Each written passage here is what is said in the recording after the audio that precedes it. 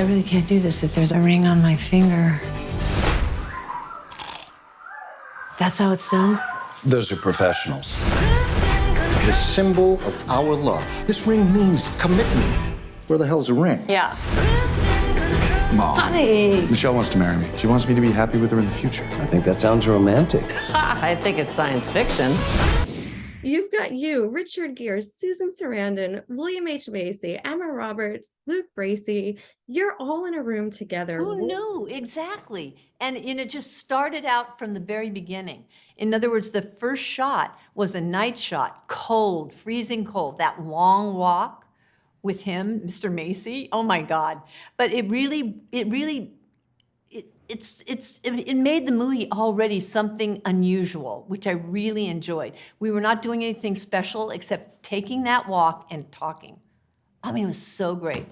So the movie just was really, it worked well for all of us. We were, the parts that we all had, Susan, and it was the guys. It was just a really good experience.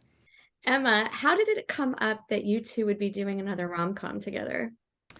Well, it's come up a few times, but it hasn't been the right thing. And when I read this and, Diane Keaton was signed on, Susan Sarandon, Bill Macy, Richard Gere, I was like, Luke is the missing puzzle piece. And so, they sent it to him and I texted him and he said yes. And we were all so happy because it just felt like it really brought everything together. So Luke, I do want to touch on the cast a little bit with you. Were there any wow moments for you when you were on set doing this?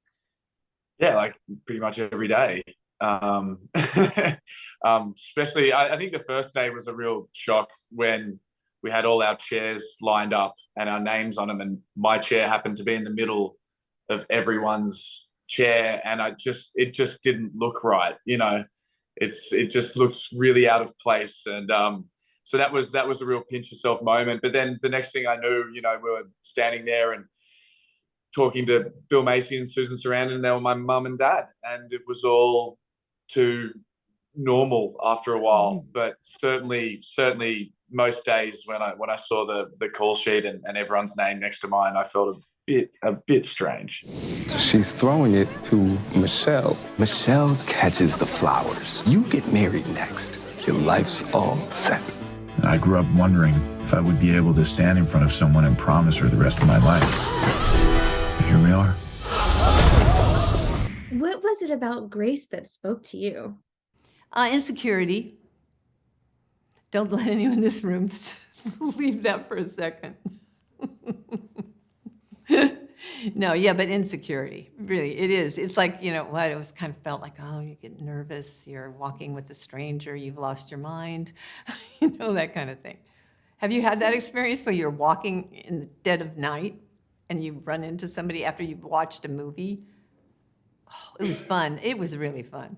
Well, what I love is that, obviously there's the love story between Luke and I, but I love that we get to meet both of our parents, mom and dad, and I think that it kind of makes this unique because you're really seeing firsthand how your parents can really affect your behavior in a relationship. And I've never really seen that, other than like one of my favorites, Meet the Fockers, but I haven't seen that in a while. So it makes it super heartfelt and super cringe sometimes, and meaningful.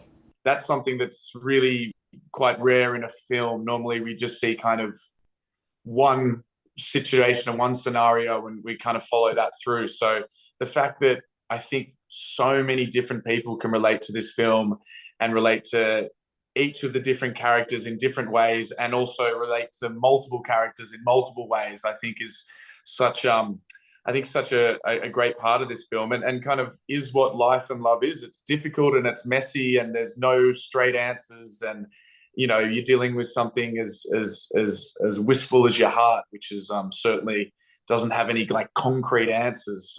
And I think that's what's beautiful about this film. It's not trying to tell you that there's concrete answers to everything. Maybe I Do is out on January 27th. I'm Sari Cohen. I'll see you next time. How do I know if I love her? You would ask yourself the only question that matters. Does this girl carry within her the potential to suck out your soul like a Nosferatu? No. Then go forward, my son.